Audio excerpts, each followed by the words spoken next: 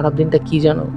খারাপ দিনটা এটাই যে যখন আমাদেরকে এটা প্রিটেন্ড করতে আজকে যে সব কিছু ঠিক আছে, সব কিছু পারফেক্ট আছে, কোনো কিছু কোনো কিছু নেই, সব নর্মাল ন্যাচারাল, খুব হ্যাপি আছি আমরা ভেতর থেকে, কিন্তু আসলে আমরা ভেতর থেকে তো শেষ হয়ে যাচ্ছে।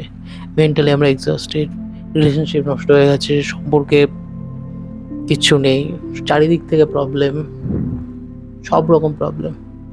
বাট স্টিল আমাদের একটুখানি দেখাতে হয় যে আমরা ভালো আছি, আমরা খুব ভালো আছি, আমরা অনেকটা হ্যাপি। আসলে আমরা হ্যাপি নেই, আসলে আমরা শুধু শুধু অভিনয় করে যাচ্ছি আমরা, জাস্ট আর কিছু না।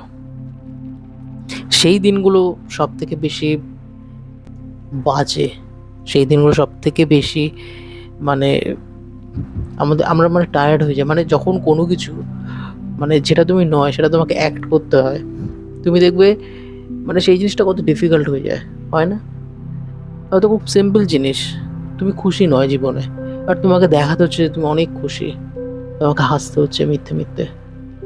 সেটা কিরকম লাগে? ভালো লাগে সেটা?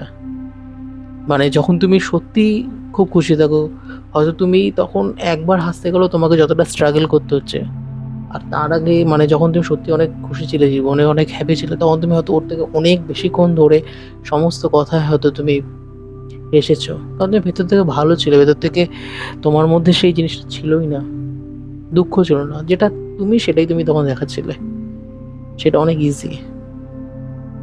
কিন্তু সিচুয়েশন এমন হয়ে যায়, একটা সময় থাকে যখন তোমাকে কেউ বোঝার থাকে না, কেউ তোমাকে বোঝার নেই,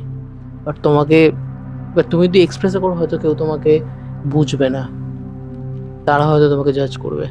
তার থেকে বেটার আমাদের অ্যাক্ট করা, সেই জন্যই আমরা ওই জিনিসগুলো করি।